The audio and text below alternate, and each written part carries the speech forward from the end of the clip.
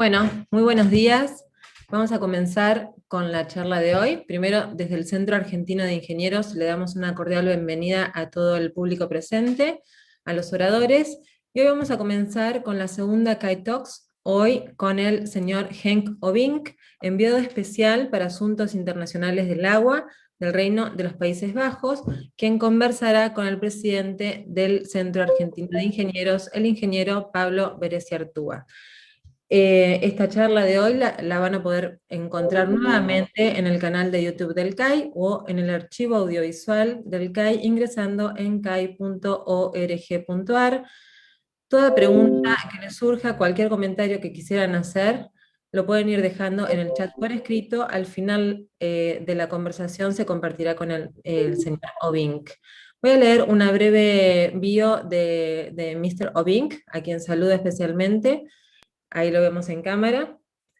En 2015, Henk Ovink fue nombrado como enviado especial de la Asociación Internacional del Agua por el Gabinete Holandés.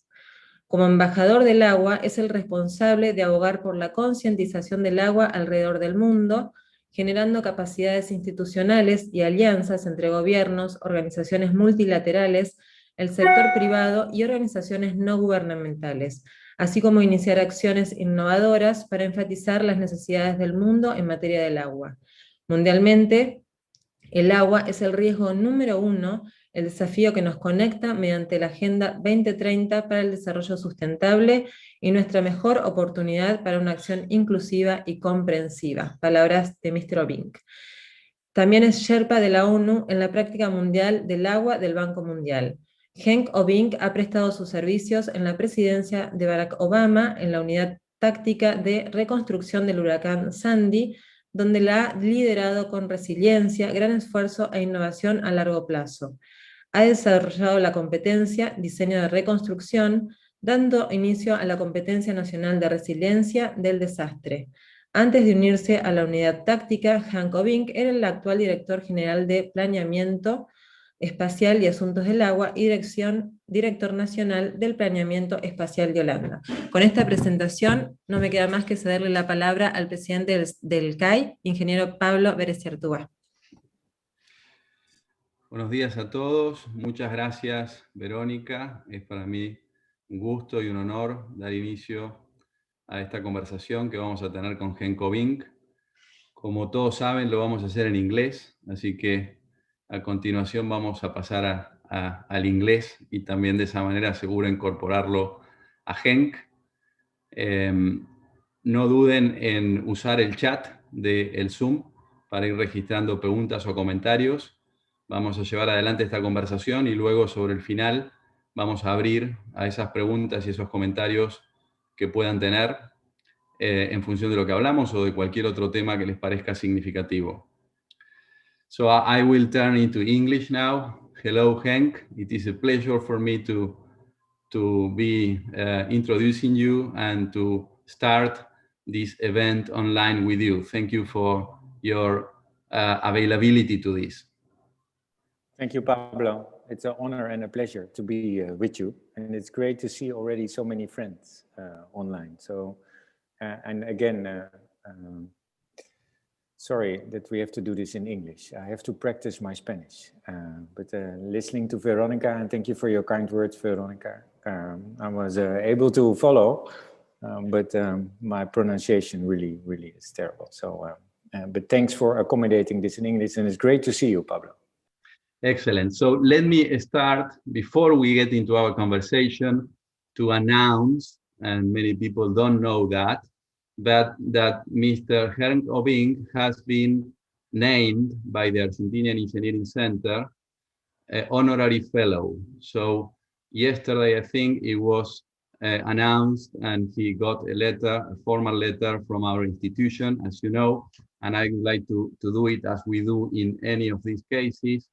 We do have in our bylaw of our institution, and as you know, Henk, this is the oldest institution in Argentina, 125 years old, and it is a symbol of engineering, but also of creativity, innovation for our country. And within our bylaw, we have a very special and unique category, which is honorary fellow. And according to our bylaw, this is only awarded to people in the fields of scientific endeavor, technical endeavor, but in general, leading positions that have made a significant contribution to the country or to the world. This is to say in Argentina or of course abroad, in order to develop issues or topics or ideas or projects and policies that are highly beneficial for the humanity, for the country, or for the profession.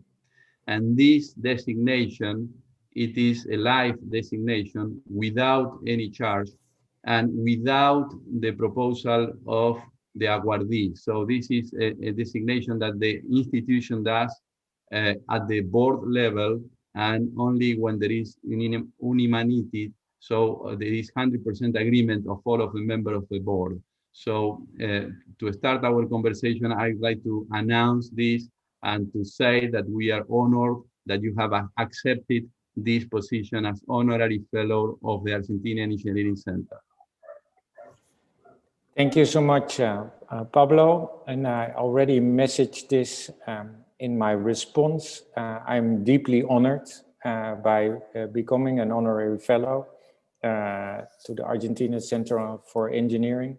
I also told you in my response that my father was an engineer. He passed away quite a while ago at 97, so that was okay. Yeah, he was a strong old man. And he was an engineer in his culture. And when I was named honorary member of the Royal Institute of Dutch Engineers, he was still alive. He was 96 at that time.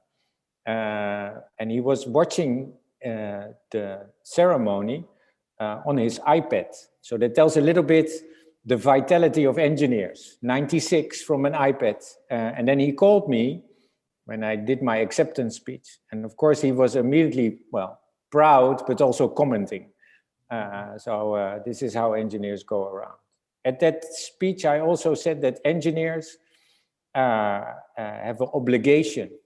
It is an amazing profession, but we also have an obligation to the world. Because we have three capacities, I think. Our first capacity is to be very solution-oriented.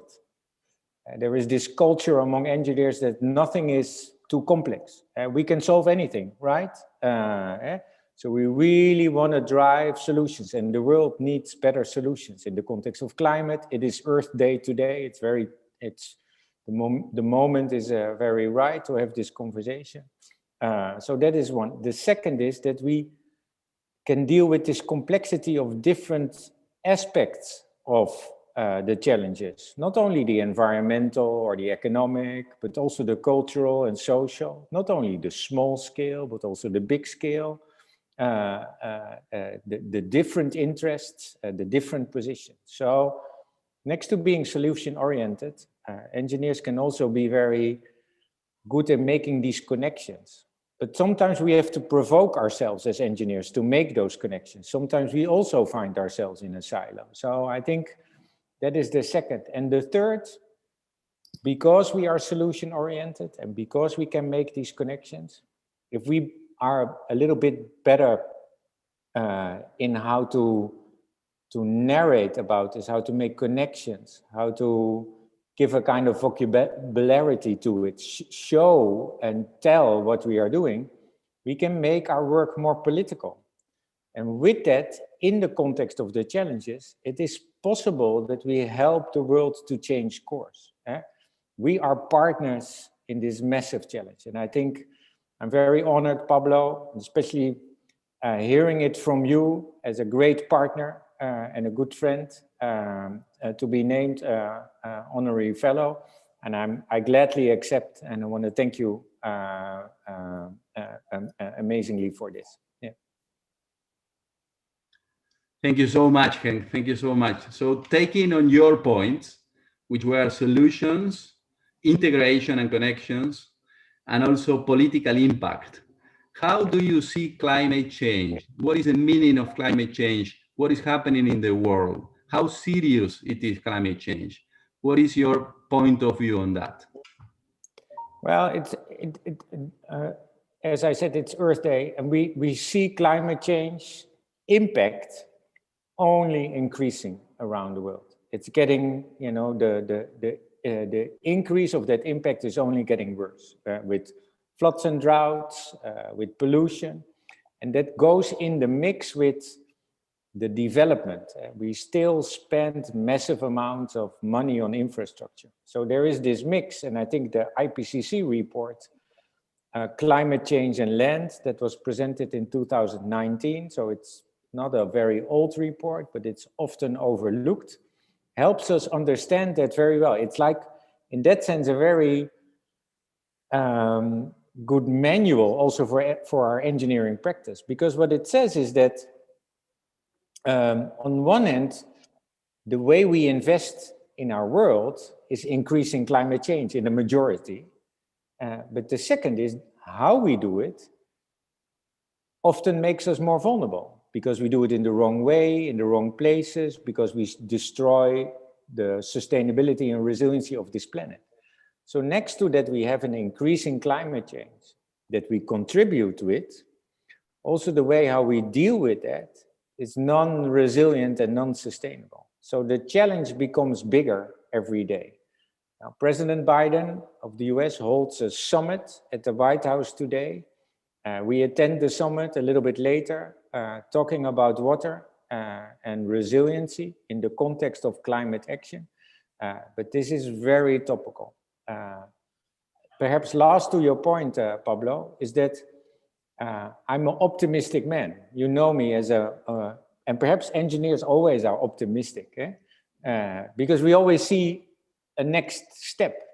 Our optimism also comes from, at least my optimism also comes from two sides.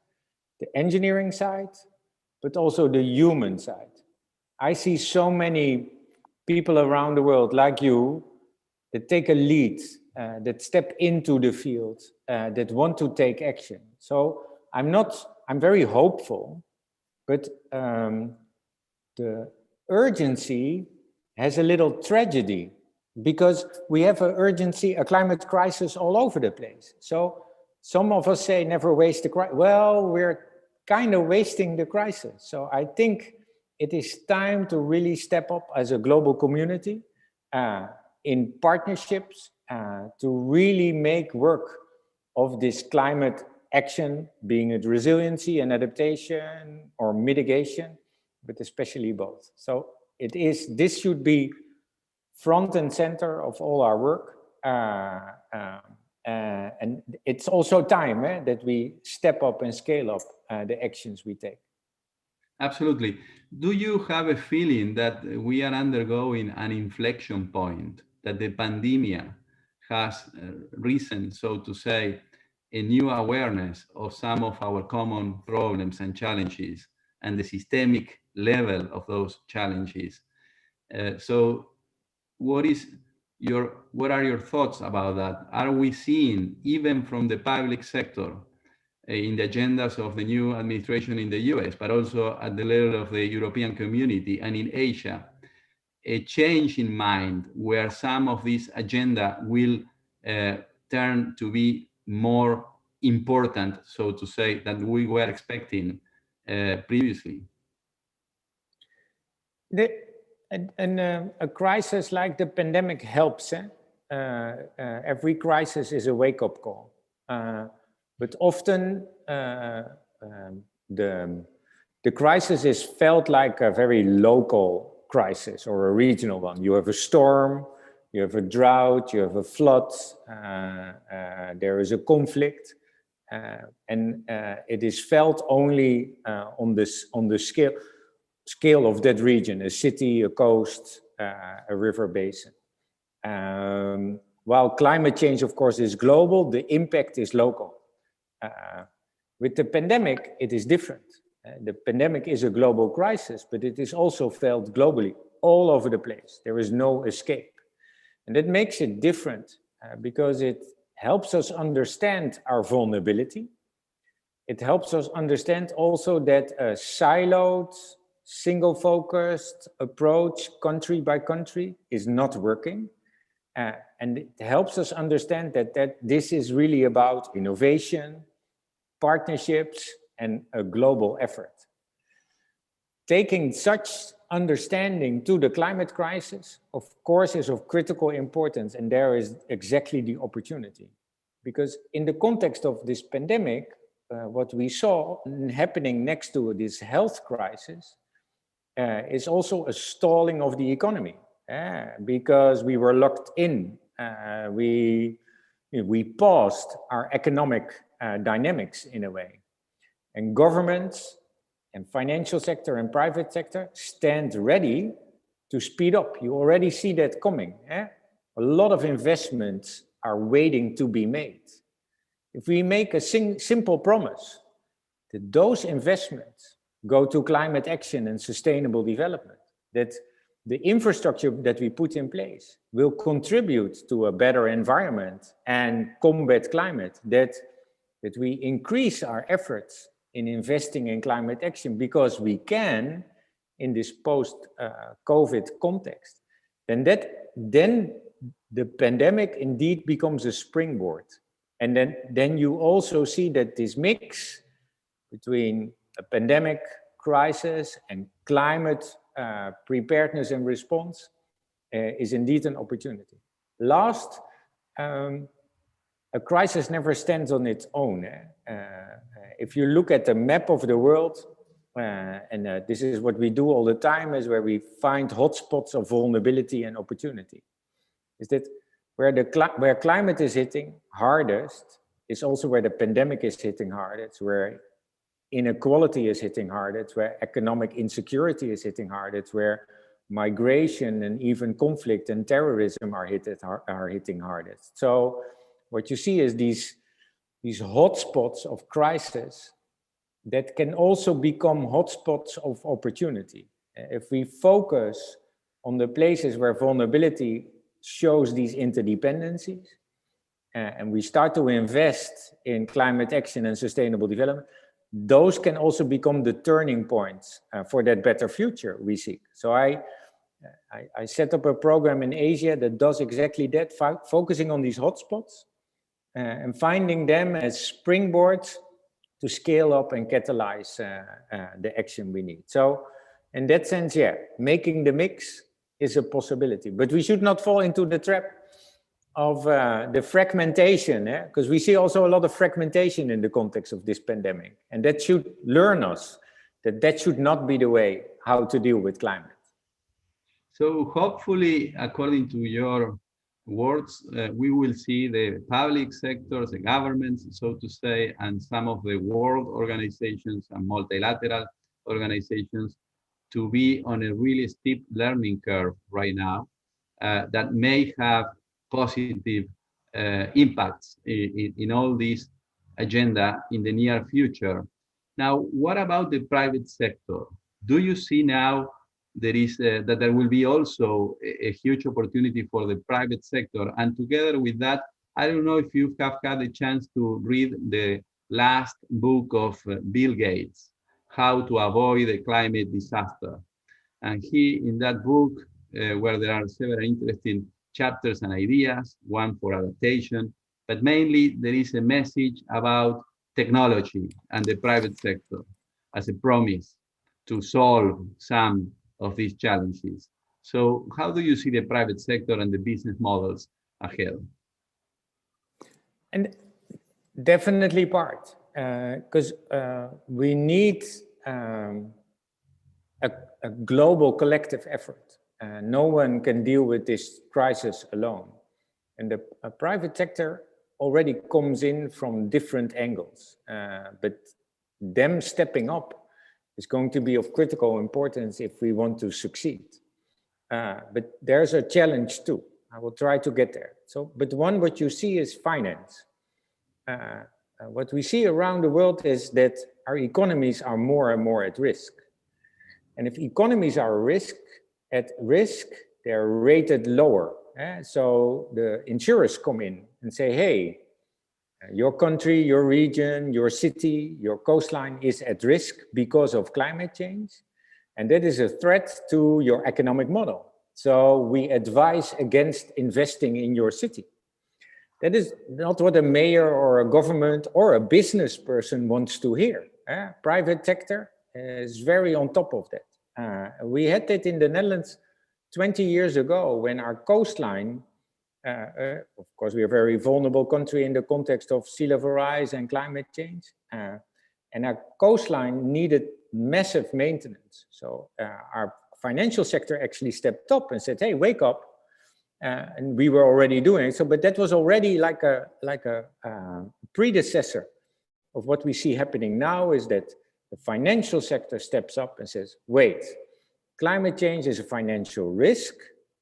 But what I like about it now is that they also say it is a financial opportunity, because we can avoid a loss, and that is always nice, but we can also create added value, and that is much better. Because then it becomes attractive for the private sector to start investing, not only because you don't lose your investments, no, but because you create added value across society. And this is why it has to be public and private. If you invest in climate security, it doesn't mean that your return on that investment comes fast or in your sector. And the example, of course, is water. If you invest in water, your health costs go down.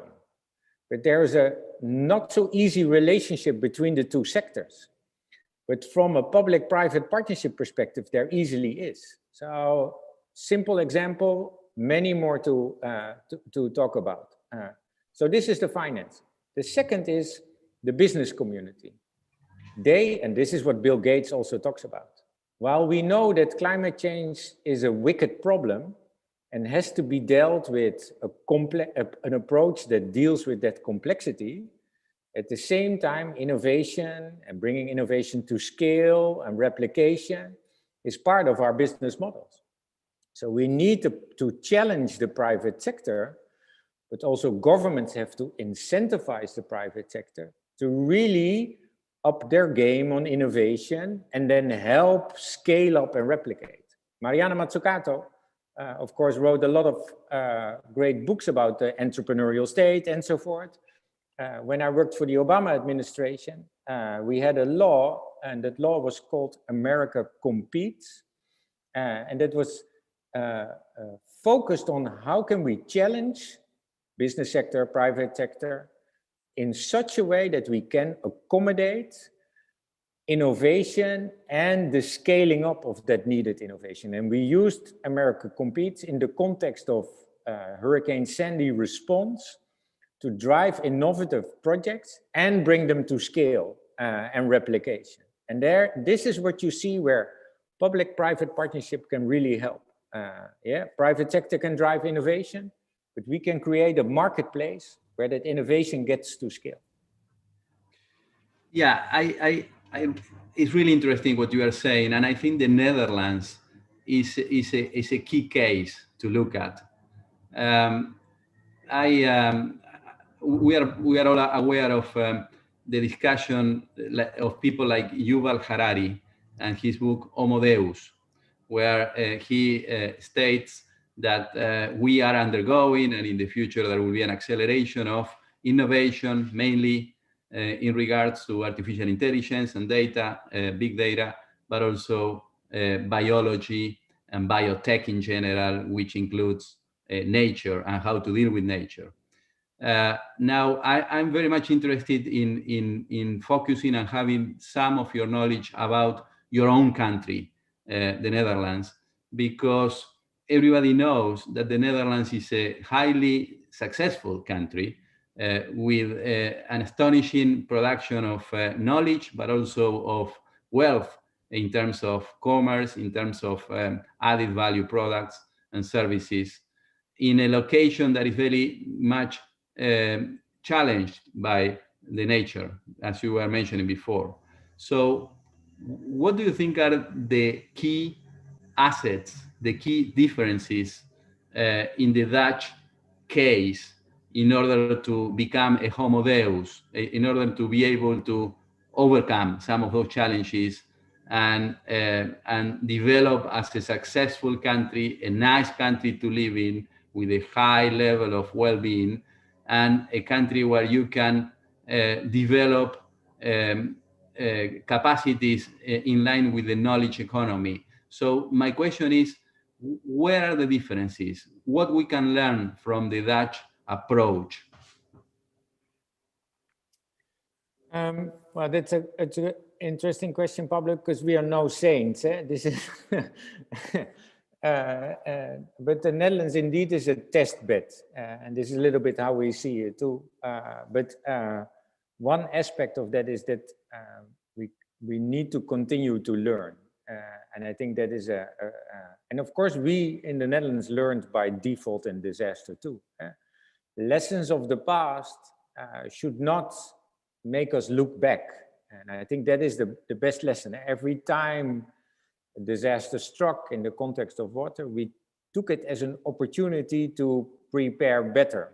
And this is, I think, one of the key aspects of resiliency. Often what we see around the world when a disaster hits, a crisis hits, we build back, sometimes a little better in the context of what we can do.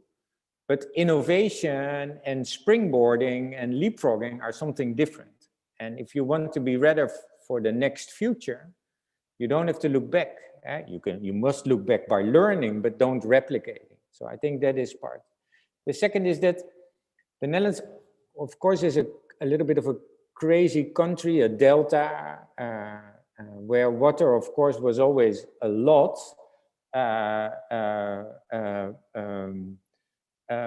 But it was also always about the quality of that water. We learned quite a while ago that if water is of not a good quality, you get sick. So it was not only about building a dam, a dike, a levee. It was not only about raising land to safeguard your cattle or your family and your house. It was also about caring for that water as a resource you need to survive. And I think the mix between safety and quality are critical pillars in the culture of the Netherlands dealing with water.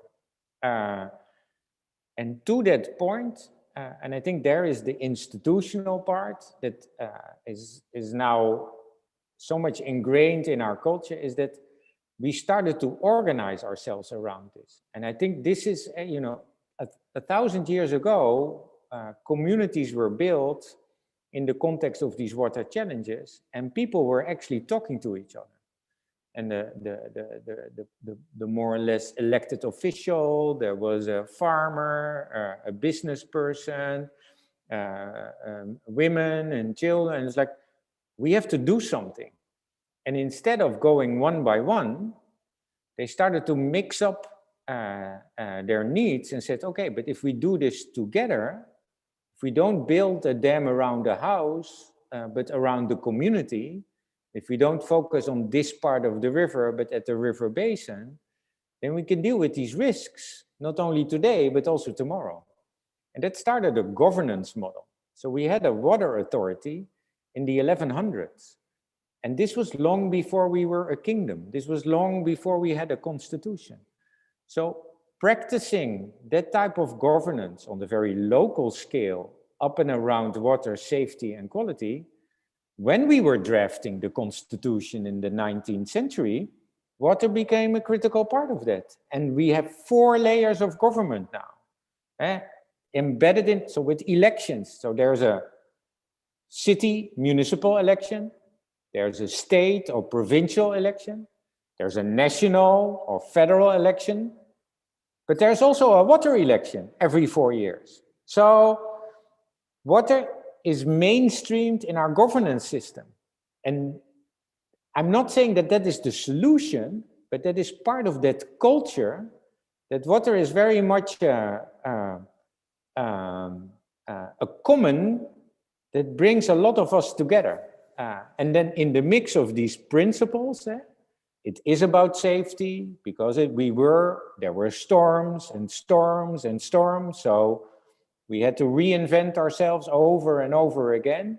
There were droughts and quality. We had a cholera outbreak in the mid-19th century. So many people died, and we're thinking, again, water and sanitation.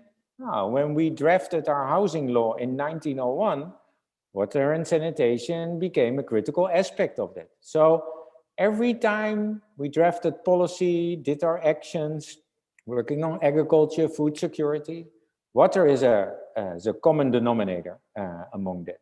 And I think that's interesting, but it also means that we learned. This is not that the Netherlands is the place where everything goes right, not at all. It is the place where a lot went wrong. We learned a lot from our defaults and disasters. But in a way, and that is different also in the Netherlands to other topics, with water we were able to learn. We increased our capacity, we increased our approaches. And this is now where the Netherlands, finding itself very vulnerable in the context of climate change, we have a national debate again on water, because we have longer droughts. We have a water deficit in part of the country. We have to change our water system. We have now on national broadcasting a TV series that is called The Waterman. We have a commissioner that deals with water that looks not only at 2100, but now has a knowledge program that looks at 2200 to really start to understand what are these threats, what are these risks, what are the interdependencies. So I think water helps us, and I think that is perhaps the beauty of water. Water helps us, while it is complex, to not be afraid. Water helps us that while it can be disastrous, it also brings us together. And it's exactly that capacity, that partnership, when we hold hands, public and private, individual and institutional, that we say, a risk, we can deal with it because we join forces. And I think water in that is of critical importance. So I think that's a little, and of course, when we talk about engineering, we love our engineering. So yeah, true. We have engineering schools and facilities and institutes, and we innovate with nature-based solutions and harder infrastructure. It's amazing now what with our safety program that we say, our dams, dikes, and levees, how can we innovate on the existing system? So there are also an opportunity, the existing system is also an opportunity to springboard innovation and to work around the world and say, hey, what we learn here, we can bring to other places. So I think water is an amazing source for governance, public-private partnership, innovation, and now in the context of climate, of course, of climate action. Yeah, that is very interesting because it means that collective learning is very important. And what you were describing is that you were able to develop a high level of trust among each other. And as a consequence, there is a cooperation and collective exercise that results in learning, in better decision-making, in learning, and also, as you are mentioning, also in bringing to the present the future. So in being able to make decisions, including some of the medium and long-term consequences. So before bringing you over to Argentina and to this part of the world, I'd like to ask you, from your position, which includes several responsibilities at the global level, if you could share with us one or two examples where you see that there are interesting things and learning curves going on in the world, where you see that there is this improvement in collective learning happening.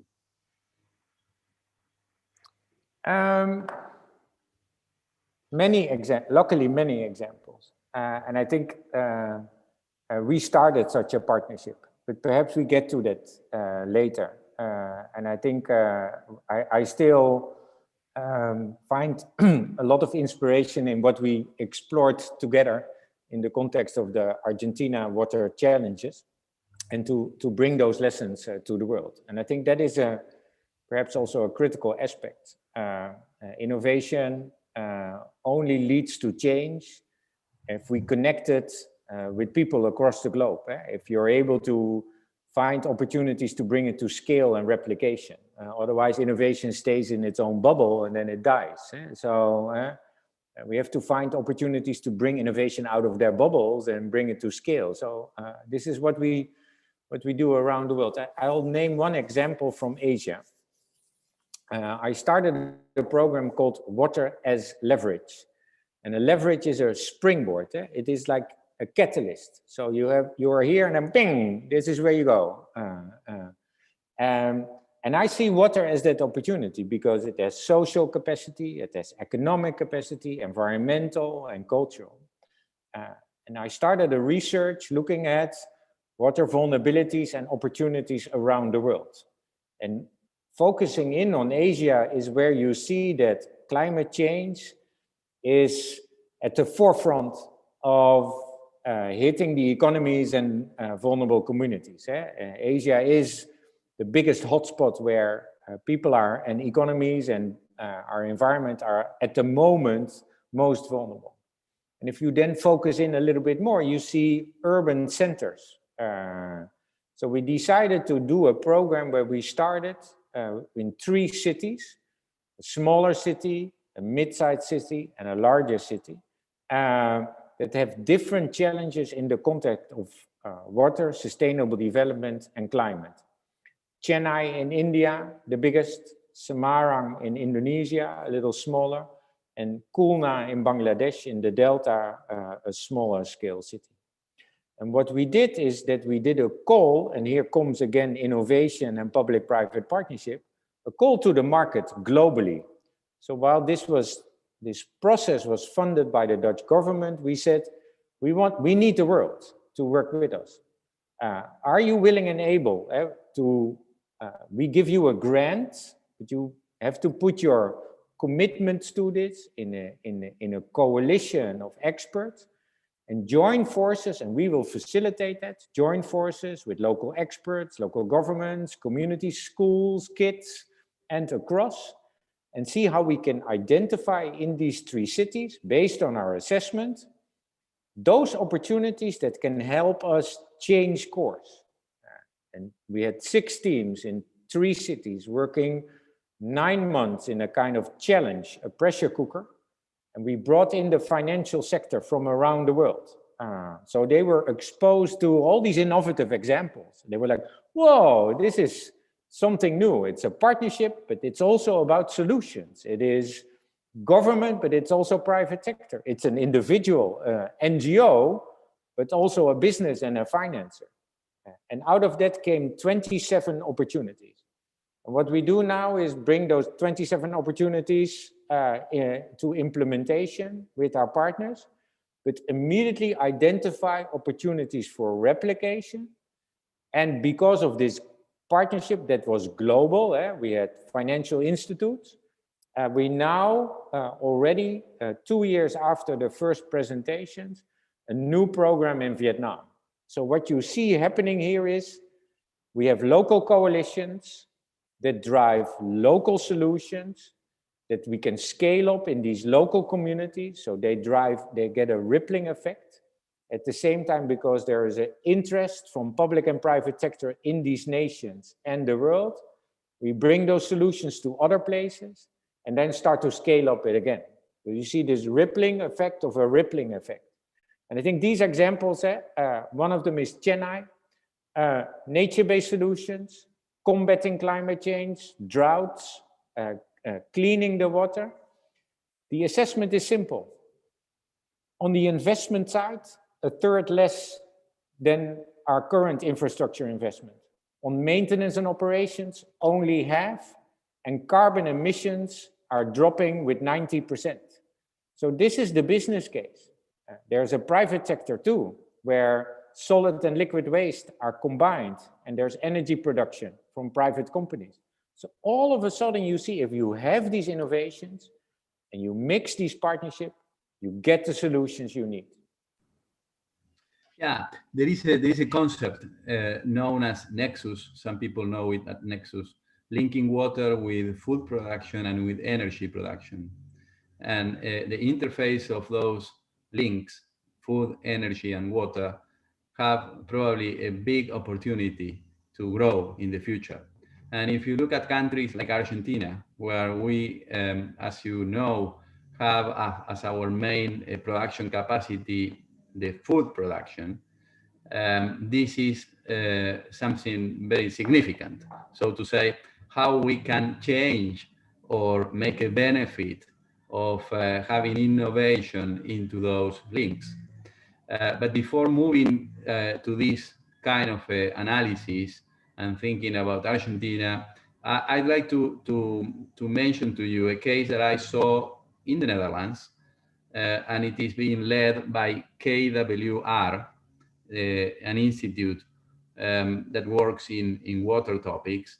And they were developing a case for a neighborhood where you can use water as a vector for energy. So if you do energy production in a distributed way using wind and solar energy, and you use water to do electrolysis and to be the vector for powering up mobility, the cars, and any kind of mobility, and also buildings, then you can implement a new paradigm where there is a much more close relationship between water management and water distribution and energy generation and energy consumption. So my question is, how do you see those experiments in the future? And also whether you see opportunities for reframing water management in cities, for example, so that there is a closer link to energy. As we know, and let me finish with this, my comment and my question to you, energy is one of the key resources for water management. So when we think in a case like Buenos Aires metropolitan area with 14 million people, the company managing the water supply and sanitation, the name is ISA, is also the main electricity consumer in the metropolitan area and number 3 or 4 at the country level.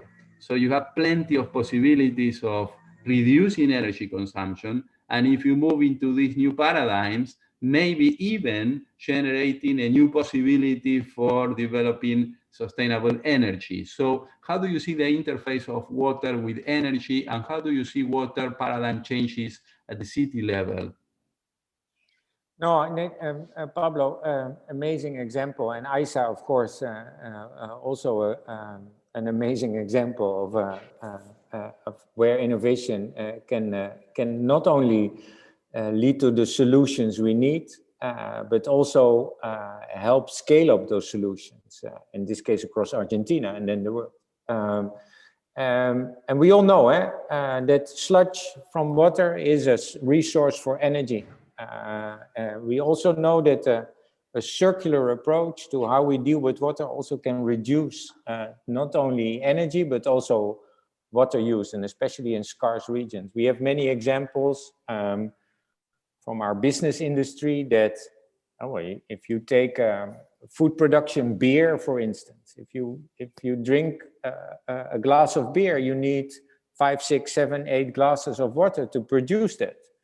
But technology, of course, is innovating. So now we only need 1 extra glass. And then on the production side, what we see in water scarce regions is that water is reused, cleaned and reused in a very circular approach. And then the sludge is used to make energy.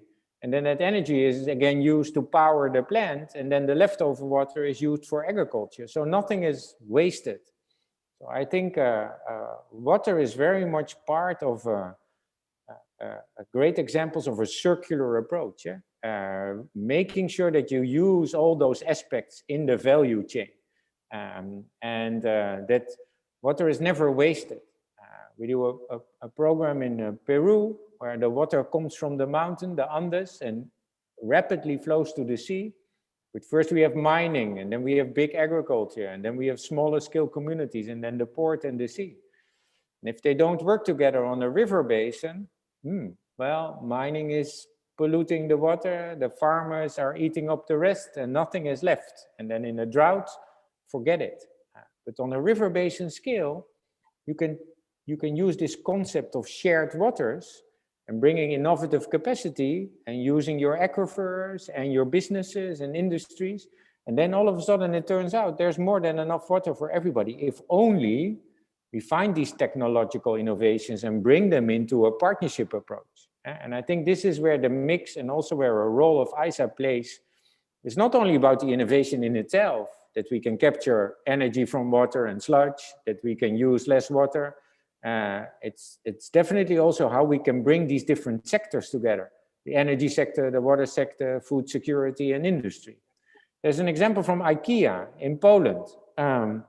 It was a big plant, and they got a call from the government, we shut you off from the water now. And they were like, no, wait, stop. But that was it. They had no idea that their whole plant was so dependent on water. And they started to think, they had a big sustainability team, and they said, wait, where are we? We are in this river basin, there's a lot of water and rain, and they turned the whole plant into a water factory. And now they harvest water, they clean it on site, they actually mitigate climate risks, mitigate carbon emissions, and they provide water to the net instead of that they take water from the net. But they never thought about it. So they got a wake-up call, and they really turned that wake-up call in a massive opportunity. And I think there are many of those opportunities that we see. You mentioned KWR. There were also the research company that actually identified the tracing of COVID in our waste. And now they have a model that we export around the world where you can actually trace how COVID is progressing, because they immediately can capture it in testing of the wastewater. So there are many, many, many examples where you see these opportunities. Yeah. Excellent. I invite everybody to put and to write their questions or comments in the chat, and we will be going through them in a minute. But before that, and coming back to climate change and adaptation, we believe, and I actually want to know your opinion on this, that there is already a very clear picture that climate change is a real thing. It is challenging, and it will be a big challenge to many economies and cities and regional economies across the world. And of course, there are two ways to dealing with that. One of them is mitigation, which is mainly stopping the emissions of greenhouse gases to the atmosphere. And there is plenty to do there, particularly in the countries that have the higher energy consumption and also the higher capacity of industrial production. But the second level is adaptation, and adaptation has been relegated for a long time. And my question to you is, are we beginning now a phase where adaptation is going to be taking a similar important position as mitigation? And as a second level of that question, do you see countries like Argentina, where, as we know, we are not big contributors to gas, to greenhouse gases, but we do suffer from the consequences of climate change? Do you see countries like Argentina facing an opportunity because adaptation is going to be more central, and it's also going to be a big possibility for the world to keep developing and to keep generating value all over the place? So how do you see that, the timing for adaptation and the opportunity for countries like Argentina? Yeah, it's a critical question, Pablo. The Netherlands, organized and hosted the first climate adaptation summit ever. It was in January. Of course, digital, but many world leaders joined us. It was a week, not even a week after the inauguration of President Biden, and it was the first public appearance of President Biden's climate envoy, John Kerry. And he made a very powerful remarks. Of course, we did not expect less, but still. And I'd like to build on those remarks.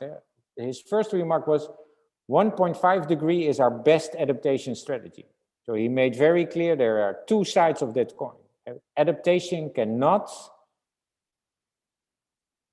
it cannot drive us away from the mitigation challenge we face. We have to continue to combat climate change. We have to secure 1.5 degree if we're unlucky 2 degrees. But knowing that, knowing a 1.5 or 2 degree world, we need adaptation now. And then all of a sudden there's the other side of that. If we become far more proactive in adaptation with nature-based solutions, in public-private partnership, on the scale of our river basins, in our cities, then that also helps catalyze mitigation. So it is actually the other side around. But of course, understandably from the past, adaptation was seen as the excuse for not mitigation. Now we know better, we need them both. And the good thing of adaptation, which is challenging in a global multilateral context, but not so much on the local scale, the good thing of adaptation that it is local. You can do it in your local, you can do it in your cities, in your river basins, your regions, your countries, your provinces. And adaptation is always cross-sectoral. So it is indeed about looking at water and energy and agriculture. Adapting to the climate, becoming more resilient, is about innovation, business models, finding ways to scale up, driving partnerships through solutions that really help mitigate the risk and start to add value. And this is where mitigation then comes in. So I think adaptation and resiliency are springboards for driving mitigation policy and action, and our opportunity to build capacity, strengthen public-private partnerships, and find those innovative solutions that we engineers so much like to cherish. So I think also the adaptation agenda is an engineering agenda, is an agenda where we can really step up and reinvent ourselves a bit. So I think it is a massive opportunity. And the Netherlands is continuously leading this. In half an hour, my Minister of Infrastructure and Water will address at the White House the summit to talk about resiliency and adaptation, and to make sure that the world continues on this path. And we will strongly bring this agenda to COP26 in Glasgow in the fall. So one more question on that. What do you think about the Green Deal for Europe? And also regarding governments and organizations, and looking at your example, how do you see ministries, organizations? In the case of the Netherlands, you used to have infrastructure very close to environment and in fact, very close to water, because the name of the ministry is infrastructure and water. So what about the Green Deal, and what about really handling public policies from the beginning, linking infrastructure and environment, infrastructure and water? Yeah. Well, I think, and it's interesting that Europe also presented its adaptation strategy recently. So the Green Deal is definitely an opportunity. And what we said in Europe was, we have to do this as a union. And while the Green Deal is really focusing on sustainable economy, decreasing climate change, increasing our mitigation efforts, making sure our policies and our investments are aligned. What I find interesting about the Green Deal, that we connected it to our budget. So it's not a policy framework alone. It is very much connected to the new budget of the Commission. Plus, and this is where it became very strong, is that in the context of our COVID recovery package, which is a massive recovery package of the EU, our presidents and prime ministers, our leaders, and the Commission agreed in December that there is a one-on-one link between that recovery package and the Green Deal. So you mainstream the Green Deal through your budget. And I think this is of critical importance, is that it is not an extra or a side. No, it is it is the way how we budget ourselves out of this crisis through this Green Deal lens. On top of that, or to strengthen that, and part of that, the EU, being a strong partner also on the Adaptation Summit, presented a couple of weeks ago their adaptation strategy. And the adaptation strategy is really focusing on different aspects, knowing that Europe is a very vulnerable place for climate, and that we have to adapt smarter, faster, and more systemic. Those are actually, I think, more or less the 3 lines of the EU, but at the same time that we bring that adaptation agenda also to the world. So there's a double side always to this. We have to do it better together, smarter, faster, and more systemic, but at the same time bring that learning. At the same time, Pablo, we can also be very honest. As the Netherlands are no saints, the European Union is also not. It is not easy. We have to understand that while this is the way, there is no only way, it is also not an easy way. Otherwise, we wouldn't have this conversation. It is hard, which is fine. We can do it. Humans are very good at solving complex issues, but then we have to accept their complexity. And we did an assessment on how European countries actually deal with coastal vulnerability. And every country, out of that assessment, and this shows why it is important to have a European strategy, every country uses a different scenario from the IPCC. Okay, already challenging. Every country uses a different policy framework. Also challenging. Every country uses a different time frame. So one country looks 50 years ahead, another 250 years ahead. Every country uses different budgeting mechanisms. So what you see is that where the Netherlands actually looks longest, worst case scenario, massive amount of funding, other countries not. And because we are all connected systemically, we also have to align our policies. And the Netherlands is not Argentina. I mean, you're a massive country. We need our neighbors to be able to deal systemically. And I think the European Green Deal and its adaptation chapter provide us the benefits of such a systemic approach. Great. So I'll go into the questions now, but from the participants of the meeting. But before that, one final comment on you regarding the policies of adaptation for a country like Argentina. As you know, and we were collaborating on that, we were exploring several alternatives. One of them is under the name of Canal Continental. And this is only happening because what we are experimenting, so to say, in the last years, several years, is a higher frequency of extreme events. Even in the last 2 or 3 years, if you see one of our key rivers, of course, which is the Paraná River, which is also a way of exporting the production of Argentina to foreign markets, has had some of the lowest levels in history recorded.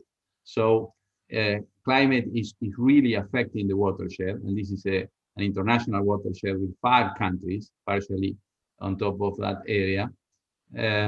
So what we see is that there is maybe the need for rethinking those strategies and for coming up with larger scale ways of thinking about it. So in the case of the Canal Continental, as you are aware, one of the ideas is to link lowlands, which are already lands where the water goes naturally, but to be able to link all of them in order to have a capacity to manage the excesses. So to allocate water there, excesses, and also to have water when you are facing a drought.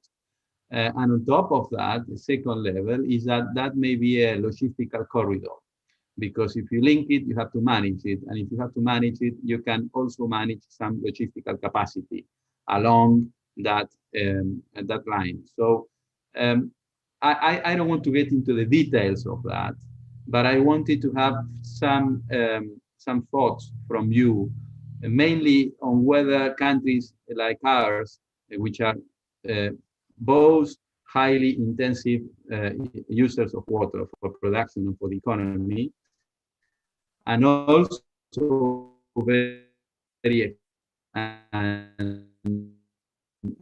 considering the consequences of climate variability, but as a clever approach. This is to think on potential policies of that scale. No, I think there is no other way, Pablo. If we look at our system's vulnerability, the man-made borders really don't matter. Transboundary water means transboundary collaboration. And those borders can be on a very local scale where different communities, but also different sectors have to work together. But the way you talk about it, the system scales of your rivers really demands international collaboration. And we see it across the world. We can name the example of the Nile. The Nile collaboration with the many countries in the Nile tributary are massive. I think there are like 15 countries that are already more than 15 years working together. And that helps. Still, there now is a dispute over the Ethiopian Renaissance Dam, a dam in one part of the Nile basin that is actually impacting massively water downstream. So it only shows that a collaboration of our shared water resources is of critical importance. Otherwise, we lose out. And either it is the ones downstreams or it is the ones upstreams, but there's always this interdependency. And we have to prevent water to become a driving force of putting, a wedge in between us, but a connector to bring us together. And it is possible.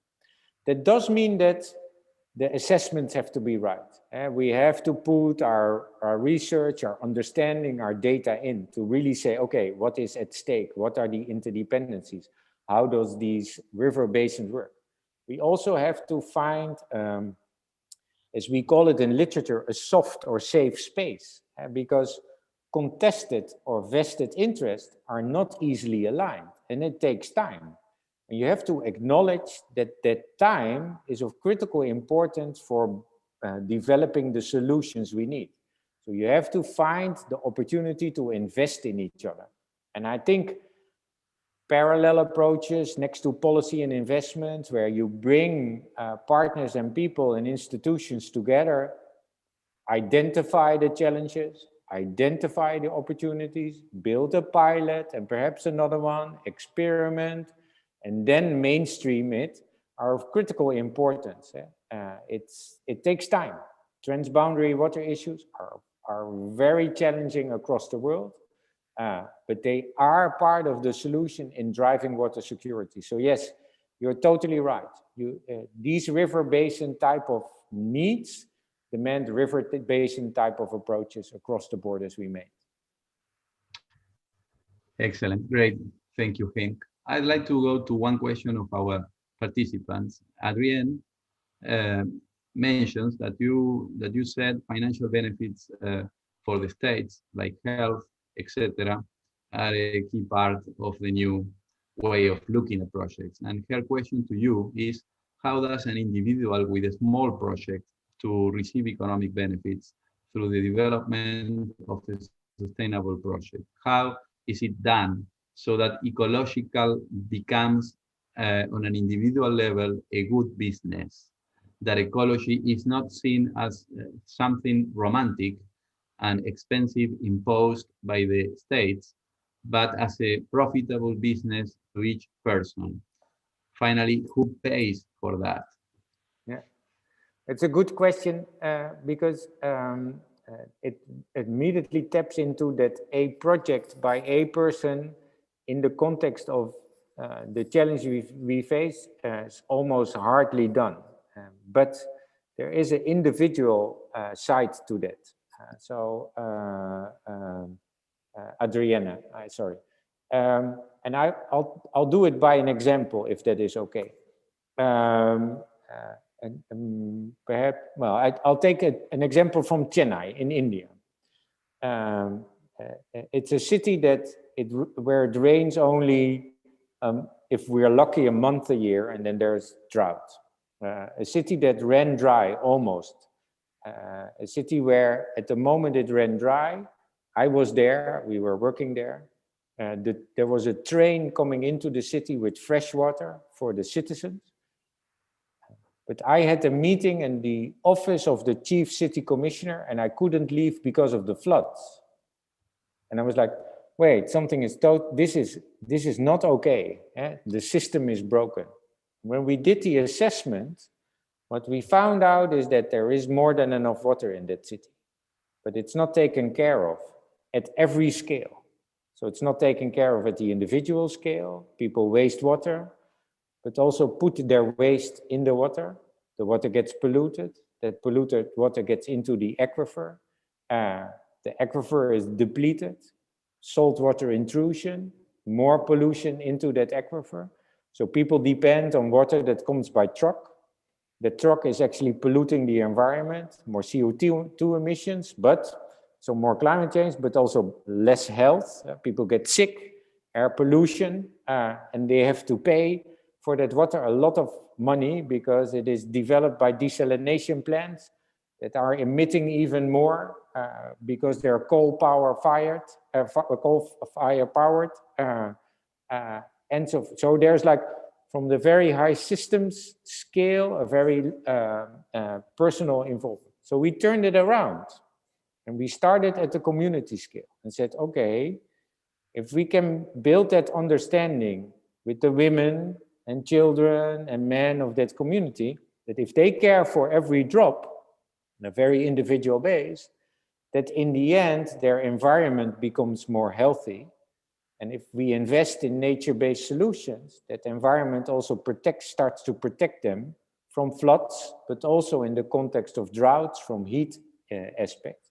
And that they can then take water again from the pumps that take it from the ground. So this very big project on the scale of the city, we made very small for a school. And we worked with the school and we turned the playground into a community center. An ecological literacy center to really help explain the community what every action on a very individual level, wasting water, polluting the water means for them, their health, their water security, but also their budget, because they pay more for the water that comes by truck on the system scale. And now that pilot can be scaled up. But it is the individual level that is as important as the systems level. Now, to your question, Adriana, there is no single individual project in that because they're all connected. But what we see is that solid and liquid waste are now collected and there's a business opportunity. So people find work in recycling waste. People find work in developing a sustainable environment. People find work in education and awareness raising. People find work in these nature-based solutions and capture that. So circular economy starts to start. So there are many opportunities, but it is complex. There is, I don't have a one-on-one relationship between a project on the individual scale that immediately benefits you. But if you combine these actors and factors across these scales, there is the opportunity to have this individual benefit, as well as see the individual contribution to that bigger scale project. That demands, again, to also Pablo's question, but also your question, partnerships and collaboration. You have to create the opportunity to do this together, and that is not always possible. I hope this helps a bit, Adriana. I'm sure it does. So let me maybe get to finishing our talk with a question on you on the global picture you see ahead. So let's see if let's say we have this same conversation in 10 years or 20 years. So by 2030 we have the global Sustainable Development Goals, which is an agenda that many countries and institutions are following, even from the private sector. We we have started to see several companies, large companies, identifying those goals as an objective for the businesses. And at the same time, we see a lot of challenges ahead, and several cases. I am thinking about a book that is called The Water Will Come by Chef Goebel. And at the beginning of the book, there is a chapter on Miami. And in that chapter, he describes how the connections and the consequences of small changes in the water, sea level, and in the climate may end up with huge negative consequences for the city. For example, if you think about the financial issues and the mortgages, the risk profile will be changed, and then as a consequence, you will have plenty of people facing changes in the value of their properties, in the value of their loans, and that may at the same time have a consequence for the taxes at the local level. So you have a whole mess and interconnection between small changes being amplified through infrastructure and through policies. So let's see your viewpoint on that. There is a positive light, the global agenda, the movement towards making that profitable and so to say, conveying investments from the private sector, from the public sector as well, the multilaterals, and at the same time you see pictures of big challenges ahead. So if we meet together, and I am sure we will in 10 years, so we will be surprised by the positive outcomes, or we will be much more worried about how the problems are growing.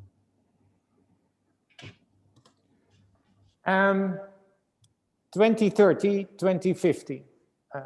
And as said, I was raised by two parents. My mother, an activist, first female school director post World War II. So she was like a real powerhouse. And my father, an engineer. And they taught me the two lessons. There's always a solution if only you work together. So long gone, and but I take their upraising and their words always every time into action. If I listen carefully to what they said, and if I look around the world and also in our partnership and collaboration, there is a growing momentum. On one hand, because we have no choice. If we don't change, we die. And that is a little bit blunt to say, but it is true. We already see it happening, but that will come closer and closer and closer. It will affect our wallets, our financial sector, and they are very strong. So we will change course. The question is when? Is it fast enough to secure and safeguard a lot of our biodiversity, vulnerable communities, vulnerable cities and places around the world? Or do we need more of these disastrous events? I don't know. I'm hopeful that we see a new partnership emerging around the world, where that we actually say it is enough, all these disastrous events. We not only can change course, we have to change course. It's also very inspirational to do so. It is, like President Obama said in his climate, it is our next economy, it's our next society. Why don't we get there? We can wait for it, but we have to catch up with it anyway. So we have to go there. So in that sense, I don't think there is an escape. The only thing I really hope for is that we do see it and embrace it as an opportunity and not as a threat. Because it is also a threat, we can be very honest, but everything in that sense is a threat. So you can focus on the threat and say, oh, or you can say, yeah, it is challenging, it is complex, but it is our opportunity. And I think what we see happening in the global conversation, public and private, individual and institutional, there's a growing recognition that that threat is our best opportunity to change course. And I think the partnerships we forge, the work we do, the opportunity for scale and investments, the innovation capacity, that is also our inspiration. I think will definitely lead the way, and that in 10 years, okay, we won't have delivered on every sustainable development goals in 100%. That is fine, but the glass will be more than half full. And in 20 years, or before 20 years, we already saw the benefit of that change. And I think this is where we still are. We are still on one side of the line, where we say, it's tough.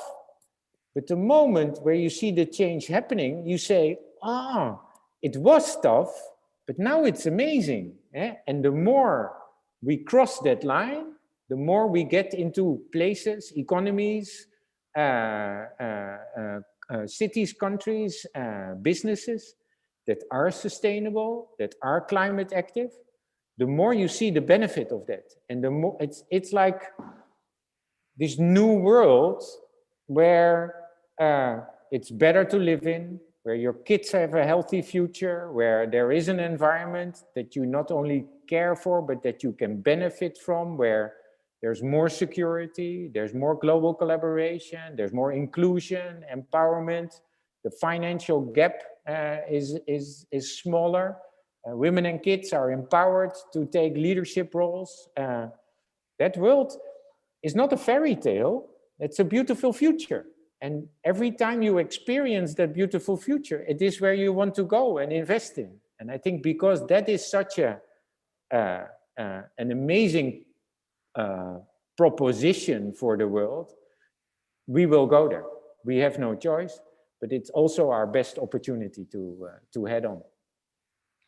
Great. Thank you, Henk. I'm very glad to hear that from you. I'm pretty sure we will talk in 10 years and in 20 years. And, and in between. We will see fulfilled what you are now telling us. Let me finish by saying that the Argentinian Engineering Center is very pleased to receive you as an honorary fellow. As we have experienced in our talk, you add to the Argentinian Engineering Center a whole lot of knowledge and experiences and capacities. And I'm pretty sure in the future, we will be able to collaborate with you and to work together in several projects and challenges ahead. So once again, thank you very much. It's been a real honor, and CAI is pleased to receive you. So to finish, I think this presentation, I would like you to give a final message and to close our event.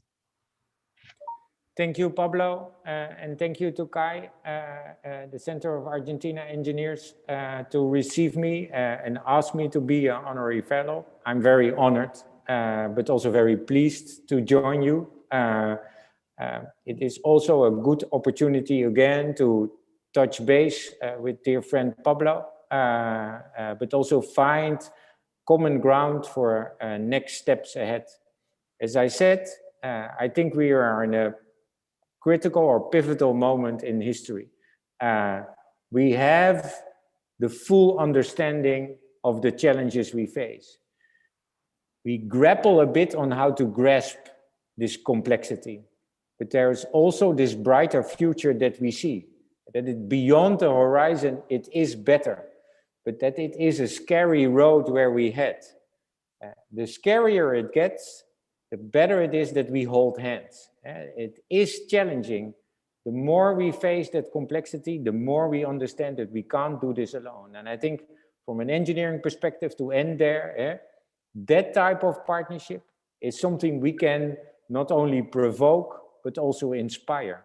Inspire with best examples, stepping stones on this unstable road, opportunities where we can go into that leads that pathway to change. So I'm very much encouraged by becoming honorary fellow, also in seeing how we can provoke that conversation together, two sides of the world, holding hands and bringing that horizon a little bit closer home.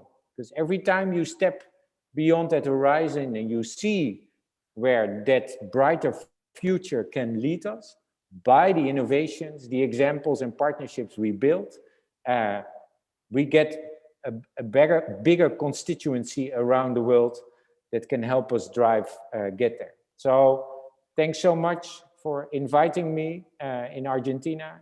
Thank you so much for your partnership, Pablo, and your friendship and inspiration. I really look forward to take this to a next level. And yes, we will not only see each other in 10 years, but also in every year in between to do better on the promises we made. Thank you again. Thank you, Henk, and thank you to all the participants of the meeting. Thank you. Thank you.